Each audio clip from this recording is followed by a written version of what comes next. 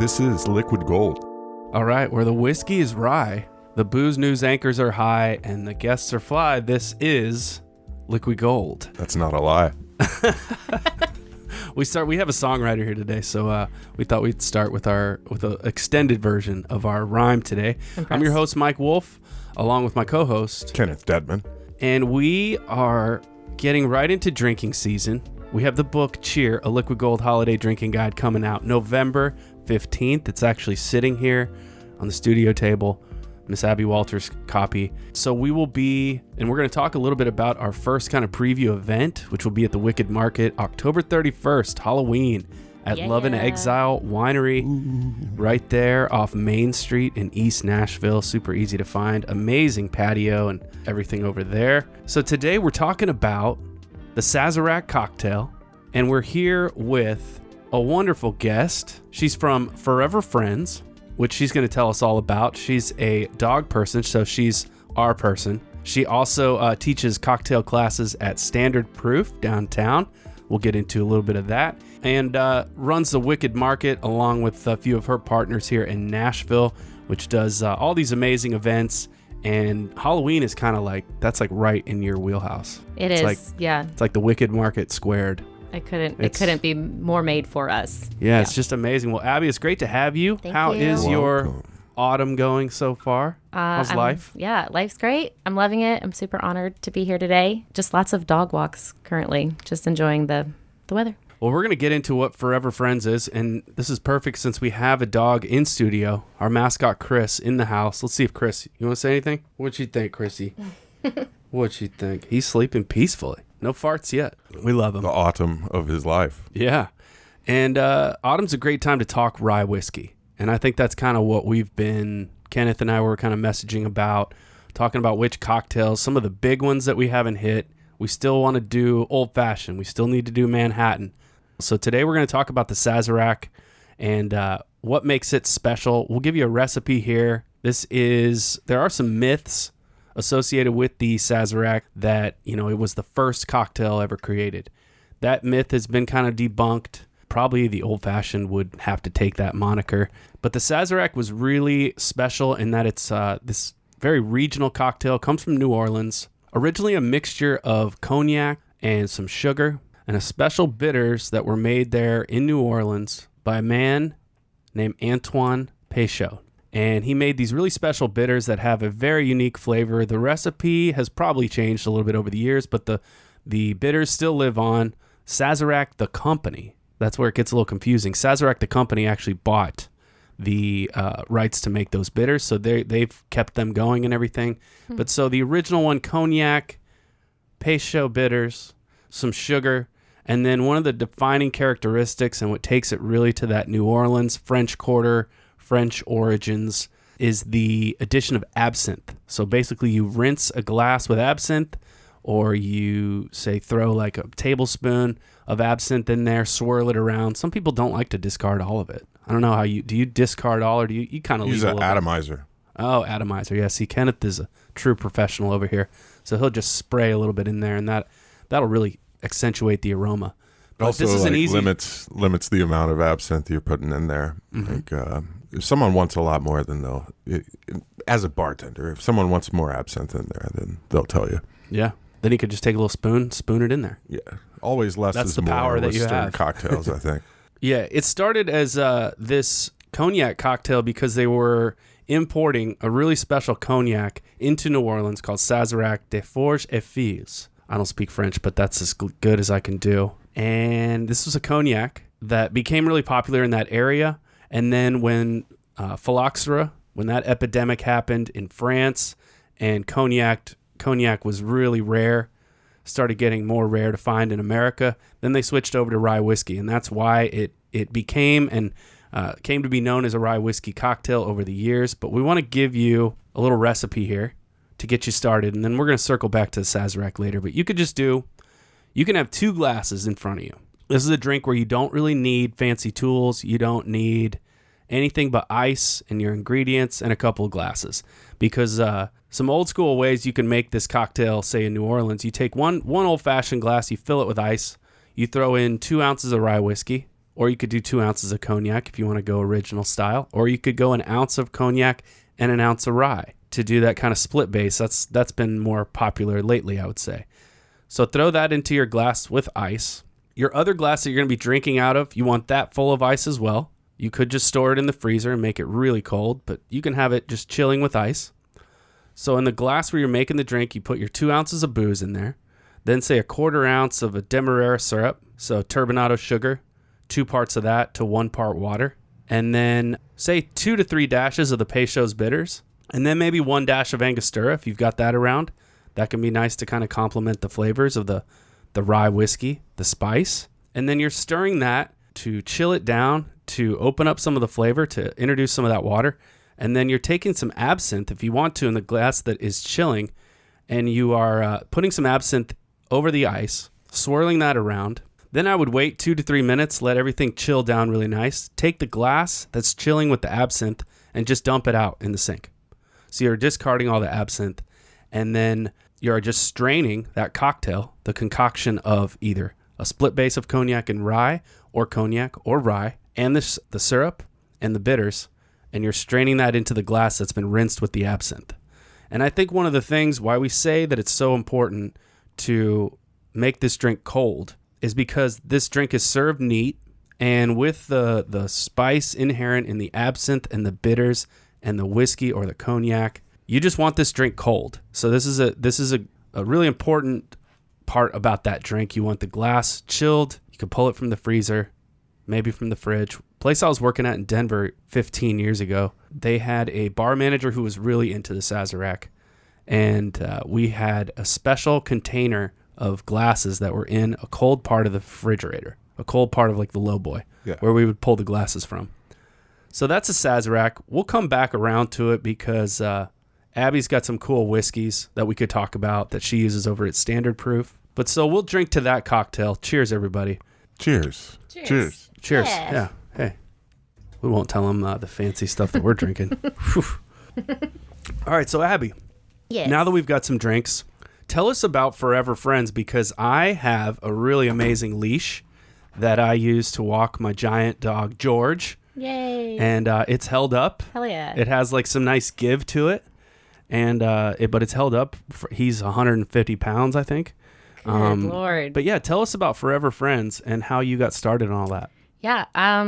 I think I'm going on like my 9th year of doing this, and it all started with the leashes and dog toys. So I now run it personally solo, but a friend and I started it, and we were drunk one night, and she had made a comment that at the time there wasn't a lot of like dog accessory businesses in town. Now there's tons, but so she's like, let's try to make a dog leash. Well, ended up taking us 2 years, and I made the comment after a couple glasses of wine, we should use t-shirts. I don't know why I said that, but it actually turned into this really beautiful thing where people now donate their t-shirts. So over the course of like the past 9 years, thousands, like schools do t-shirt drives, rescues do t-shirt drives. So it's a great way to like upcycle a product. And we've had like you could reach out and be like, hey, I don't want to throw away these t-shirts, Abby, but I want to keep them. Can you use them and make me something special? So I think I've got some for you. I'm always accepting that. And I would I think it's really cool. So then your dog has something that belongs to you. Yeah, and it probably smells it, right? And it smells, yeah. Yeah. So that's functional. yeah. Also, like treated fabric is a real problem in landfills. Like you shouldn't throw away your clothes, no matter what. You should find some other use for them other than the garbage can. The garbage, yeah. There you go. Yeah. So I think in a very small way, we're doing our part. And yeah, it took me 2 years to design the leash. It took a really long time because I wanted it to be durable. It has that give to it. So that makes me really happy that you still use yours. Yeah. People love those. And then I also made the dog toys. So we do they're like tug of war toys. But since then I've learned how to sew. So I also sew bandanas, and that's a whole thing as well. Yeah. I added on. Awesome. So. Where can people reach out to you for Furever Friends and for t-shirt donation? Yeah, buying things. I feel like Instagram is always the best. I also have a website. Everything is Furever Friends, so it's FUR, Furever Friends Nashville. So that's my Instagram, that's my Gmail, that's my website. But I do a lot of like local craft shows and festivals, so I'm always like popping up my tent around town, and yeah, I feel like Instagram's probably the best. Yeah. Awesome. Yeah, check her out at Instagram at Furever Friends, and that is F-U-R, fur, as in dog fur. Dog fur. Furever, Friends. Nashville. Nashville. Yes. Amazing. And you've done some calendar stuff associated with Furever Friends, where calendars people got to pose with their dogs. Or tell us a little bit about the calendar action. Yeah. So I'm good friends with Alex, who runs Dino's. Shout out to Alex. Alex, we love you. The best. So I had this idea years ago. I was like, I want to do a calendar and raise money for dogs, yada yada. And I'd run into her. Where did we run into each other? It was out. I feel like it was Urban Cowboy. And I was telling her this idea, and she goes, well, let's do it at Dino's and Dogs. And it clicked, and we're on our 4th year. Probably the 3rd year was the most special to me, and also because Mike was in it. Oh, yeah, that was amazing. Yeah.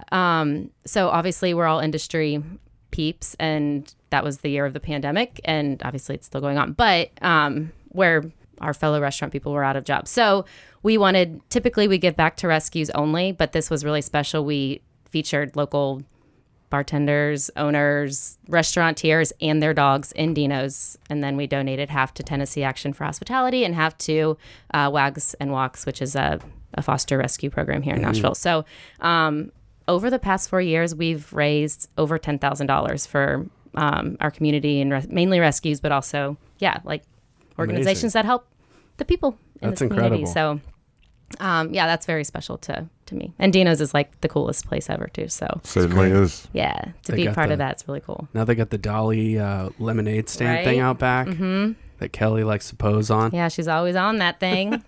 That's funny. I'm not mad about it. Good stuff. Since you've got some experience in the dog world around here, I'm just curious because we have 2 rescues at home who are amazing, June and George. Mm-hmm. But what do you think, and Kenneth, you weigh in as well, what's some easy organizations and places where people could go to get a dog? Yeah. I mean, I know there's a lot of them around town. You talked about Wags and Walks. Mm-hmm. But what are some that you've worked with or that people could kind of look towards? Yeah. I have to give a shout out to the it's Old Friends, and they really focus on senior dogs, which that's great. Yeah. You know, a lot of times we overlook a lot of people overlook the senior. They want the puppy, which I understand that as well. But one of my favorites, and I work closely with her, and I adopted a dog from, is JoJo's Doghouse. And they run out in Gallatin. It's actually 2 ladies that do this, but she rescues dogs and moms from kill shelters. And so she's always has a litter of puppies and the mom, and she goes and she's amazing. And there's so many. I mean, obviously Nashville Humane's really well known. Wags and Walks, they do a really amazing job. They're a foster-based program. So if you're looking to foster, they're always needing fosters. So Lachlan Table was just doing a Nashville Humane drive. Mm-hmm. Oh, awesome! Just 4 days ago. Yeah. Oh, I want to give a shout out. Yeah, Proverbs Animal Rescue as well. I actually I have 2 dogs, and one's from Proverbs. I want to give a shout out to this girl that I'm working with, and Casa Transport, and it's I met this girl Brittany through Furever Friends, but she basically, long story short, Tennessee is overpopulated with animals, or with dogs. So they help transport them to areas that people are needing or wanting to adopt dogs. So here we have to put a lot of dogs down, unfortunately, because the demand doesn't meet how many people want dogs. But in other areas, the demand is high and they don't have dogs. So she goes into, these kill shelters and saves all these dogs and then transports them out. So it's Casa. I just am learning about everything she does. So it's called Casa Transport. So I want to give a shout out to her. It's not technically a rescue, but she's helping save dogs, which is Casa cool. Transport. Yeah. That's awesome. That's some good resources for folks. Yeah. So let's talk a little bit about the Wicked Market stuff. You guys have been doing that for a couple of years now around town? Yeah, about 2 years. Yeah, it's 3 of us. We all run our own little baby businesses. So I'm a dog business. My other's Erica does jewelry. And then Kaylee does art, so she's an artist. So we actually started in the middle of the pandemic. We all got together and it wasn't supposed to turn into this. It was a way, once again, all of our fellow peeps had lost their jobs and we're just getting back to the bar scene.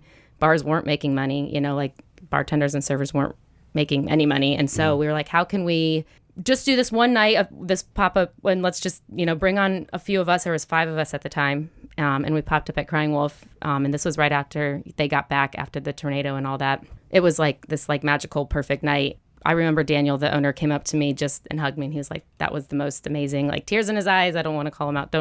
Maybe don't put that in there, but it was like really special.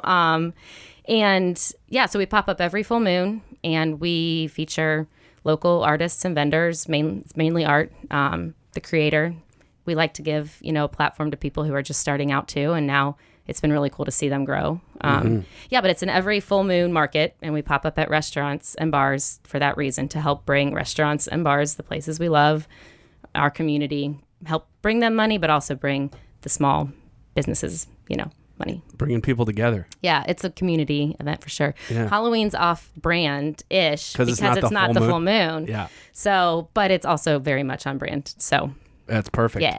What do y'all have planned for Halloween? I can get into some of the stuff that I'm thinking about doing with Tyler over there at Love and Exile. Yeah. Some stuff from the book. But what special stuff do you guys have planned for that night? Because it's so on brand for you. Yeah, we're gonna deck it out. There's an entrance we want to kind of do like a haunted entrance. Also that night, I don't know what it's called, but there's like this theater spooky horror production in the back room, and so oh right, hopefully they're going to be coming out and doing like acts throughout the night at the market, and they'll be all like dressed in gore and all that. Oh sweet. We're gonna have a drag show that we haven't announced that yet, so we have some queens that are gonna do their thing, and then we also have a costume contest, and so they'll be emceeing that and going around and giving, I think what we're envisioning, like giving a token, like a secret, like you get tokens throughout the night, or they tag you with a sticker or something to show that they like it, and then the winner gets a big old basket of all the vendors' products, and then some other things that we're gonna throw in there too. Awesome. So, do you know what's your costume this year for Halloween? Do you know? Can you share? I haven't solidified. We definitely, the three of us, want to do something like in conjunction together. And then, wow, I got one big idea that I'm sure you've talked about. The new movie. Oh, well, we thought about that too. Yeah. Hocus Pocus. Yeah. Mackenzie, the GM there, he's like, so he wants to be like the fourth witch in our little coven. And he's like, well, tell me what you're wearing so I can also be the same thing. Or nice. Yeah. So love Mackenzie. Yeah. Shout out Mackenzie. Yes. What's the deal with Hocus Pocus? They just released a sequel after 25, 30 years or something when the original came out. Yeah. Was it that good? Have you never seen Hocus Pocus? No.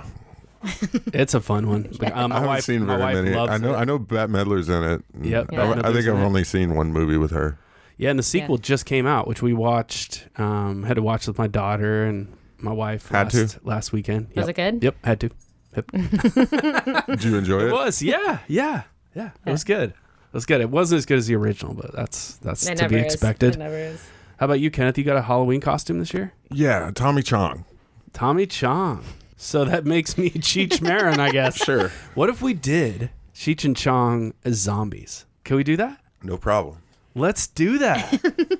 Cheech and Chong zombies. Yeah, it's just Cheech and Chongy. Add Cheech. Makeup. Yeah, we'll need some makeup. That's it. Do you know anyone who could do our makeup? You just get like Hulk makeup and just blah, and just like done. Throw it on. Freaking people out.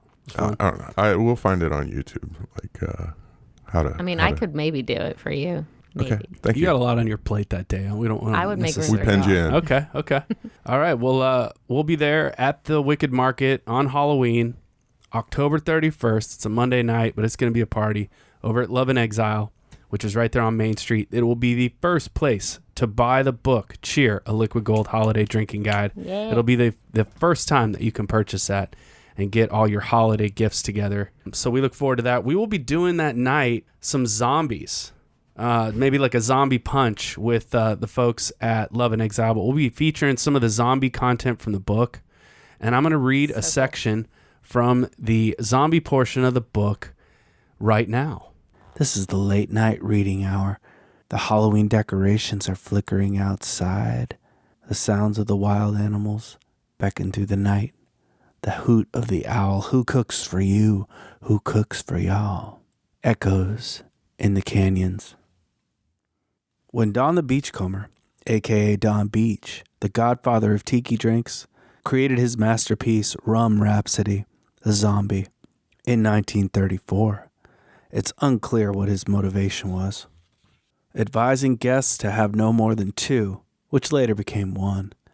During a visit to his tropical oasis at 1722 North McCadden Place in Hollywood, the mecca of myth-making, Don Beach introduced the Zombie, the strongest drink to enter the canon of classic cocktails over the last 150 years. Due to the resurgence of tropical themed bars and drinks over the last 10 years, the drink, in true undead fashion, is here to stay. But was it, as legend has it, concocted as the ultimate hangover remedy? That's like saying I'm going to make you a double cheeseburger on a butter-brushed bun to help with your heart problem. Was it a sly middle finger to all the guests who, upon sampling the first fresh tropical libations that glide down the gullet like a Polynesian waterfall, wondered if there was even any alcohol in them? That's definitely something a bartender would do, but still doubtful. I've come to believe, and Jeff Beachbum Berry's thoughtful research in the book Surfin' Safari has greatly contributed to what we know about the Zombie, including the lost recipes, that Don the Beachcomber was using broad, ambitious brushstrokes to create a drink that defined his idea of the tropical restaurant bar. It would be impossible to recreate and would prove unforgettable to all who experienced it. Though he claimed to have gone through gallons of rum to come up with just the right blend, he undoubtedly succeeded on all fronts. The Zombie was an instant classic and was seen as a rite of passage to locals and tourists alike in late 1930s Hollywood. When it came time for me to create my own riff on the Zombie, it began as the ultimate shift drink, that all-important first drink you have when you get off work in the restaurant and bar world. This was a drink for professionals. It was not something I was making for guests at that point. But I learned quickly that once you say to a guest, quote, "This drink is too strong. It's got a ton of rum, and trust me, you don't want this concoction of tropical delight and dangerous firewater," end quote, it becomes exactly what they want. All right, let's get back into some rye whiskey cocktail talk, because you've got a lot of experience working with rye over there at Standard Proof. You ran the tasting room in there, you ran the event space in there, and now y'all are doing a lot of cocktail classes over there. So let me just ask you, do people call for Sazeracs much over there? So we can't legally make an actual Sazerac, but Jeremy, who helps run it now, he made like an iced tea, so it's as close as we can get. Oh, very cool. So we do a rinse of that. Yeah. Well done, Jeremy. Yeah, like and that's like probably one of my favorite cocktails. So I was bummed when we started. I was like, I don't know how to, and he was like, let's do this. And oh, that's amazing. Yeah. So it's very close. It's as close as we can get. Yeah, that's perfect. So you know what Standard Proof makes that I would use in a Sazerac is the ginger. Yeah. Just the straight ginger rye. Yeah. That's probably like, of all the iterations, my favorite. Would make the most. Yeah. Yeah, the ginger's I've really always good. loved putting ginger in whiskey, in any circumstance. Same. Oh yeah, we talked about that on the gateway drink. You know, all these complementary lighter flavors or bolder flavors to whiskey, like lemon, ginger. So yeah, you over at Standard Proof, and shout out to Robert Longhurst. Shout out. Yeah, Robert. Good old Bobby. Robert, a long time. He was on the pod 2 years ago. Oh my gosh. He was on the pod like a couple months into the pandemic. We had him on talking about all kinds of stuff. I need to re-listen then. Yeah. Good stuff. So we love you, Robert. But now there's all these flavors of rye that y'all are doing. So Kenneth loves the ginger, and that would make a great Sazerac. You brought one today. Tell me about the flavor that you brought. Yeah. So I brought our pumpkin spice infused, which actually the base is ginger. Perfect. So There you last go. year I went to Robert. I was like, and I'm not this basic bitch. I'm not a pumpkin spice girl, but I was like, we should do a pumpkin spiced infused rye. And he was like, eh. And then we played around with it for, a couple months, and we launched it and it sold out like that. And so they brought it back this year. But yeah, You're like, told you so, Robert. I was like, I mean, I don't want to like sit. No, he was on board. I don't know if the other men involved in, the higher, I don't know if they're like, It's dumb not to do it, honestly. Like, like girls love it, but also the men love it. And it's just so people love pumpkin spice, but they do. Same.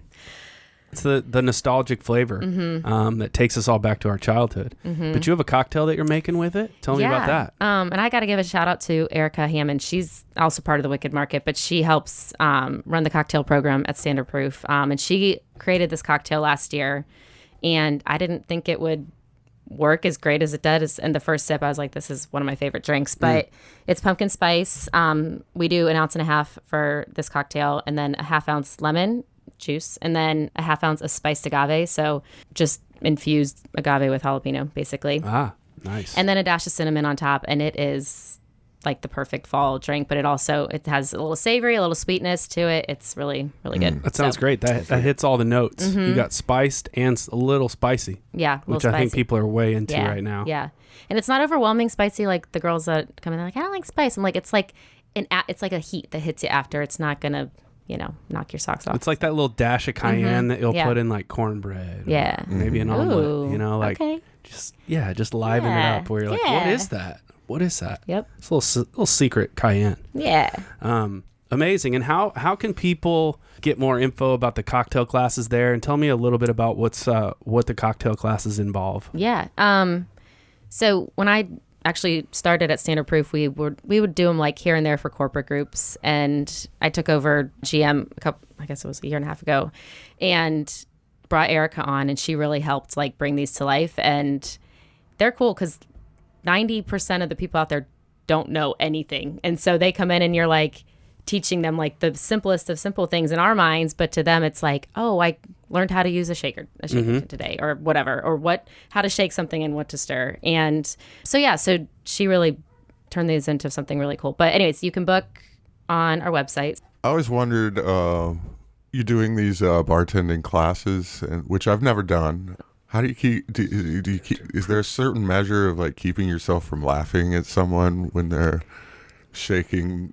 Maybe like that's why you don't do insanely for the first time. Or, it can be uncomfortable, and so you like try to teach them like, well, you don't want to go like this, and then the guy's going like this with the tin, and it's very. There's so much. I imagine I would start the class also with empowering? meditation or something like I love that. like let's relax first before that. you do this or something. I definitely want to sign up for your cocktail classes. Yeah. Sign up for my meditation class. I love that. I want to incorporate that too. Like, why did I pay? I'm just sitting here breathing. What am I paying for? When do we drink? Listen to me. So you can find out more info about these classes at standardproofwhiskey.com. What are some cocktails they're going to learn? So we taste them on all of our product first. So they end up leaving pretty saucy. So you get a whole taste. Good value. Yeah, it really is. And then we all run it. We have a couple of teachers and we all run it differently. So I kind of like to see what they like the most. Like I like the mint infused. Well, then I teach them how to use the mint in a cocktail. Or we go through everything, go through a sour, go through an old fashioned, really just teaching them the basics of cocktail making. Yeah. Yeah. And awesome. if they're advanced and they've bartended before, which we have I've had maybe one out of 300 people that has ever bartended. So it doesn't usually happen. Yeah. Very cool. Yeah. And that's over right off John Lewis Way and Church, right near there. Woolworths. Yeah. Is your landmark right there. So really easy to find it. What are some other flavors of the rye that y'all are doing over there? Because I know that there's mint, there's been like a pineapple. We have a pineapple. Yeah. Pineapple. Mint's my favorite though. Yeah. The mint one's really good. And still the red eye rye, right? Still red eye. Pecan. Yeah. Yeah.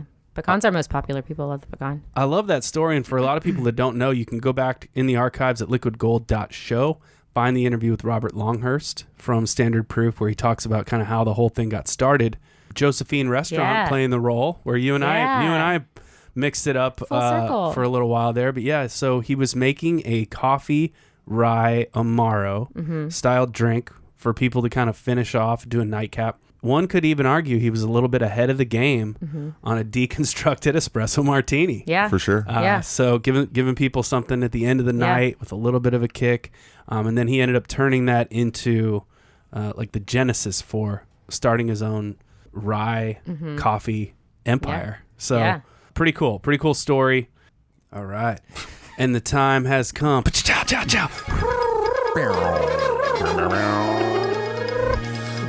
News with Kenneth Deadman. It's fall, but the news is rising. Kenneth. I love. What? The news is rising. I tried to get in on that. I couldn't. I don't know where to insert myself. That's great. Kenneth, what's boozeworthy today? Oh, fuck. Congratulations to ZZ Top. Oh, Texas. yeah. They were just rock here and in roll Nashville. band. They were just here in Nashville. Yeah. They will be releasing their second whiskey following their release of Texas whiskey, which was overwhelmingly successful. I think that like no one even knew that the brand Texas whiskey. My dog just farted on you. Yeah. Oh my God. Sardines. I'm trapped. I'm trapped in this room. It happens once an episode. Oh We're my sorry. God, baby. Oh, honey. Well, that's a good warm up. You know what ZZ and ZZ Top stands for? Nope. Zombie. Zombie. Amazing. Oh. Wow. The first name of the band was the Zombies, and I believe they got sued. They got sued by the UK probably the band, original. Yeah. Oh the God, that's one of my Zombies. favorite bands from back in that time period. And my dad's, the Zombies. Yeah, Amazing group. I was listening to ZZ Top recently. Great band. They were like two great bands. guitar They were really two interludes. bands, like early and later. Fucking A. Speaking of two bands, Metallica. Metallica's coming out with a freaking cigar. Okay. It's stupid. A quick news story from Kenneth Dedman. Brevity is the soul of wit. I lost some shit. So sorry to Fred Franzia and his family. Well, Fred Franzia's family, the creator of Two Buck Chuck, passed away. Right. The age of 79. The founder of the Bronco Wine Company blew everyone away in the 70s by producing very cheap California wine. It was like exclusive at Trader Joe's, and I remember when we first got a Trader Joe's in Nashville, I was like excited because I was like, yeah, we can get a $2 Chuck, but it was before they had wine sales in grocery stores in Nashville. So like it was back when Trader Joe's was a teaser. Then when they got it, I was over it because then I was just going to the closest grocery store to get cheap wine anyway. Yeah. So, congrats. Well, bro. R.I.P. Thanks for making affordable wine. That's true. decent. That's you true. know? Gordon Ramsay gin ad gets banned for over nutritional claims. Ah, nutritional with gin. Yeah, according, I guess he paired with Eden Mill. You familiar with Eden Mill gin products, right? They're pretty good. Yeah. Pretty good. I haven't seen it. They used to be like one of the premier gins in the Tennessee market, just because there were only like 4 gins in the Tennessee market way back in the day. It'd be like Bombay. Now there's 400. Fucking Gordon Ramsay's Facebook and Instagram advertisement touts that his iteration of said gin, it's made with honeyberries. It has more antioxidants than blueberry. This is where he fucked up. It has more antioxidants than blueberries, more potassium than bananas, more vitamin C than oranges, and flavor like a mixture of blueberry, plum, and grape. That sounds great. Wow. A lot of nutritional claims in there. Definitely. Yeah, they claim Vitamin that C? it holds on to those micronutrients in the distillation process. But in the UK, That is a claim. the Advertising and Standards Authority, which is probably like the equivalent of our Food and Drug Administration, claims that you can only make nutrition claims about booze only if they fall into one of 3 categories. Falls on one of 3 labels. That's reduced energy, low alcohol, and reduced alcohol, which I imagine all mean basically the same thing. Ramsay appears unfazed as he just took them off of his Facebook and Instagram. The only He's reason, like, fine then. Don't have my nutritional gin. only reason I bring him, I think gin is probably like, it's got to be like next to tequila, the healthiest shit you could drink, I guess. Red wine. All those They're in a tie. have their. We'll say that they're tied with red wine for second healthiest alcoholic beverage. We're gonna get ourselves into trouble now. We're gonna get banned. We're gonna get fined. I only brought up Gordon Ramsay because little kid named, what's the kid's name? Brett Schwartz, formerly of the kitchen of the restaurant that I work at. Husk. Just premiered on Hell's Kitchen this last week. And he didn't embarrass anybody. Nice. Well done, Brett. He did freaking well. So do you keep going on? Yeah. I think he's moving on. Super cool. Amazing. Some late. It was bizarre because like everyone on the show looked like they knew what the fuck they were doing. Some lady had like a really bad like brown rice dish. It looked like I made it. Yikes. Yeah, it was pretty bad. But it's not the only friend of ours in the reality cooking world. Yeah, we've got some chef friends out there. Tell me about Chef Katie Koss. Yeah, Katie. Former CDC over there at Husk. She's on a wild show on Hulu. What? That's about chefs going out into the wild, and then they have to fend for themselves and cook. They have to go forage stuff. Oh my cook gosh. it. Yeah, what the fuck is it called? Wait, I know Katie. Yeah, everybody knows Katie. Yeah. She's awesome.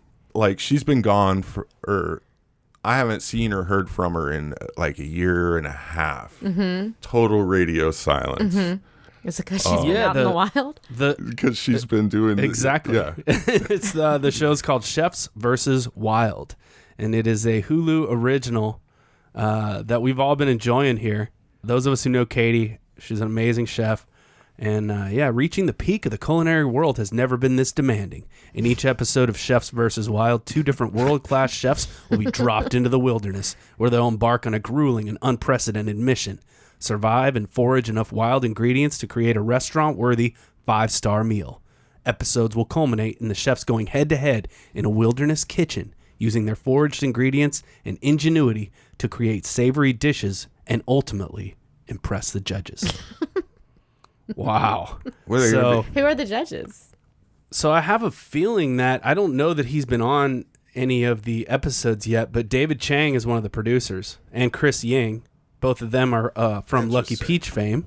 They worked on the magazine Lucky Peach, and now they have kind of their own media conglomerate. But yeah, there've been 4 episodes so far, so check it out on Hulu, and we're all rooting for Katie. Should be like foraging eggs out of a nest for breakfast. Do they have to live out there too? What if you like find a snake that's probably like the golden goose right there is if you catch a snake eating eggs and then you cook the snake with the eggs in it. Sounds like you should be a consultant on the show. Is Katie still in the wild? Can we text her? Yeah. Like, well, let me give you some advice. Hit her up on Instagram. I'm sure they're not taking away their Instagram when they're out in the wild. They can't. That's just how could the chefs function? Surely they won't have like good one. That's great. I thought you might like that. So since we're talking Sazerac today, I'm going to give you a Sazerac martini. So if you're just like, I'm not doing rye whiskey, I'm not feeling it, but I do love my martinis. Here's a little martini Vesper hybrid mashup that you could do inspired by the Sazerac. So you could still drink it the same way. Take your 2 chilled old-fashioned glasses, and in the let the one just chill with ice. The one that you build the drink out of, throw 2 ounces of gin, 1/4 ounce of absinthe, 1/4 ounce of Demerara, and then 1/2 ounce of dry vermouth. So it's kind of Sazerac martini hybrid with the absinthe. Stir all that together. Let the ingredients sort of chill down after you've stirred it. Leave it for, I'd say, 4 or 5 minutes. And then when it's time, take that glass that's been chilling, pour out all the ice and water, etc., and just pour in this beautiful absinthe-kissed martini into the glass, and then garnish it with a little lemon peel expressed. That's the classic Sazerac garnish, a little lemon peel over the top, and then insert it in, and then you could maybe do a couple olives if you're feeling it. So that's the Saz-Tini, as it would have been called in the Saz-Tini. in the late 90s. I want to see you order it. I'll take a Saz-Tini. Take a Saz-Tini. Are you guys still making that Saz-Tini?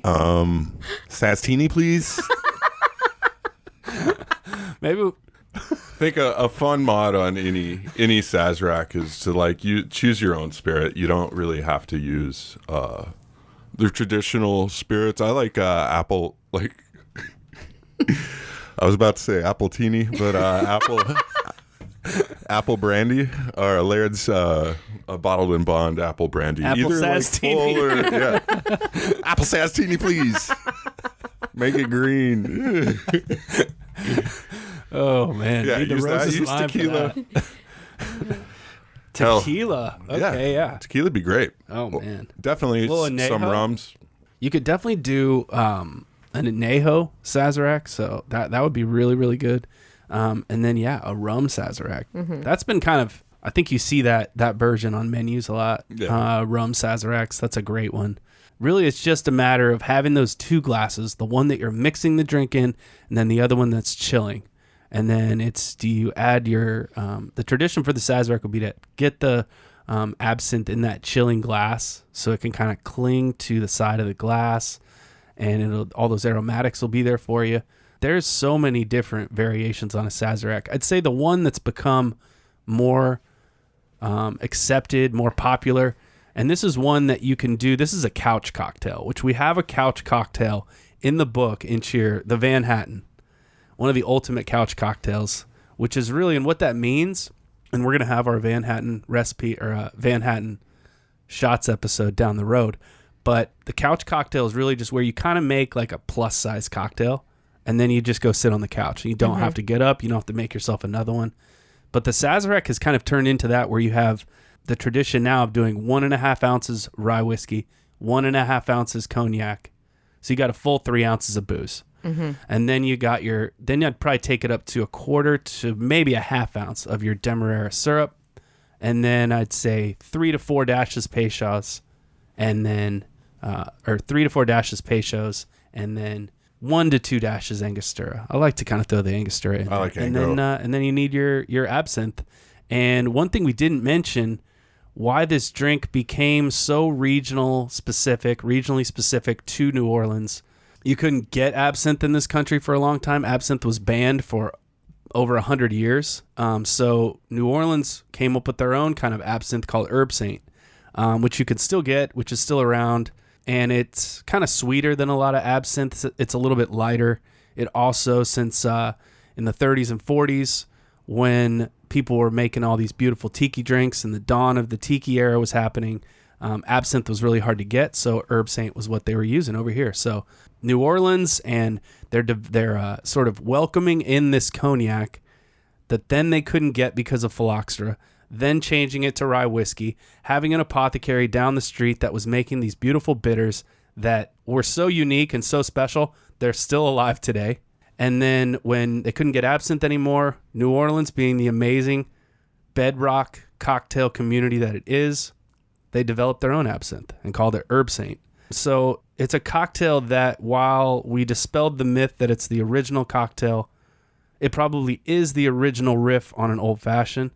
And it's just one of the more special, regional specific, amazing cocktails that we have in American cocktail culture. And it's probably been made now for 170 years or so, 160 years. Wowza. So pretty cool.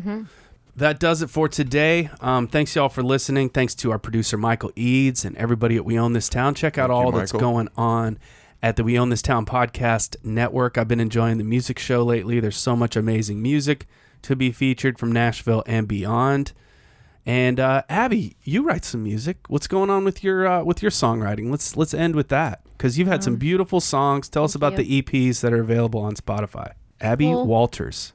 Honestly, I'm in this moment where I kind of forgot that I do music. I feel like I'm so busy. Let me remind you. Because when you work with Abby, you hear her sing. And that's kind of a beautiful thing. Thank you. That's one of the things we all liked about working with you. Really? You get to hear the song that she's kind of got rolling around in her head. But yeah, what have you been playing a little bit? And I just told you before this, I just picked up my guitar for the first time in a while the other night. So I think I'm ready to start singing again. You know what Tom Waits would say? Tom Waits would say that there's rests in music, right? And so we as people, we need those rests too. And that it almost acts like a rock and a hose or something. Once you get back to it after a certain amount of time away, those ideas will just start to come. So sometimes I think that's what might happen for you. Yeah. But tell us about the EPs that are available on Spotify and such, or wherever you would like people to get them. I guess they're on Spotify or any streaming platform. But I moved here 10 years ago and kind of got really discouraged by the music scene. So I didn't sing for a while, but I independently put them both out within the past 5 years. So little by little, and then Gold was the more recent one. Cool. So check out Gold. She writes all the songs. Abby Walters. Well, good luck getting back into it and getting back to the writing and everything. And we look forward to the Wicked Market that is going on October 31st at Love and Exile. It's going to be a huge Halloween soiree.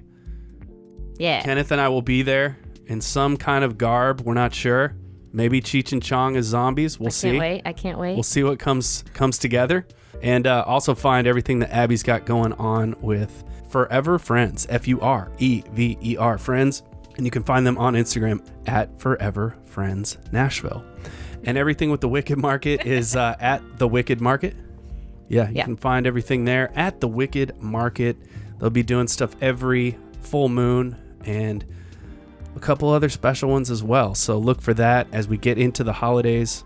As always, you can pre-order the book, Cheer, A Liquid Gold Holiday Drinking Guide. It'll be out November 15th. You can pre-order that at turnerpublishing.com. That's probably the best place right now.